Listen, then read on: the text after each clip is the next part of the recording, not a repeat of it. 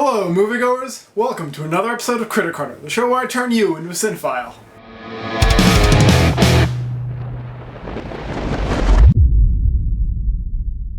Today, I saw the new film Prometheus, directed by Ridley Scott, co-written by Damon Lindelof and John Spates, and starring Noomi Rapace, Charlize Theron, Michael Fassbender, Idris Elba, and Guy Pearce. In this film, a group of intrepid scientists set sail throughout the galaxy, searching for answers to the genesis of mankind. For those of you who literally can't tear yourself away from my channel for a moment, you'll remember that Charlize Theron was also in last week's film, Snow White and the Huntsman. Fortunately for everyone involved, she gives a much better performance in Prometheus. Maybe it's the fact that Ridley Scott's actually made a movie before in his entire life. Maybe Lindelof, being an experienced scriptwriter, helped out a little.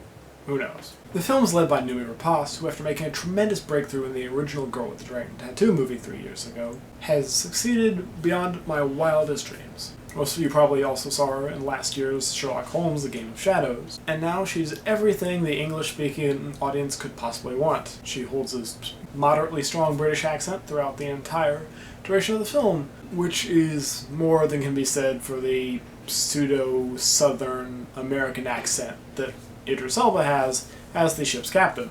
It's also very refreshing to see that Ridley Scott, 30 years plus from the direction of the original Alien film, which Prometheus does share some DNA with, shall we say. It's refreshing to see that Ridley Scott still knows how to direct a strong female character.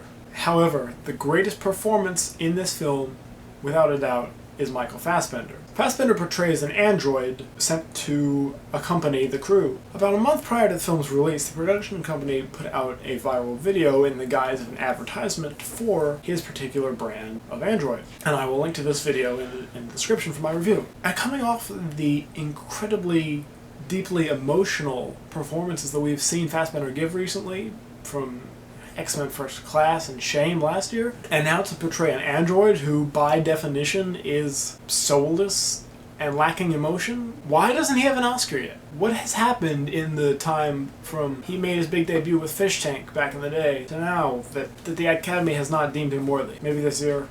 If not, hopefully soon. Around the climax and on into the third act, the movie does get a little strange, and the plot gets very reminiscent of a soap opera with its various revelations that are made. But the film does end up redeeming itself in the final scene. Being the second truly worthwhile film of the summer season, I'm going to give Prometheus 3.75 out of 5 inquiring androids.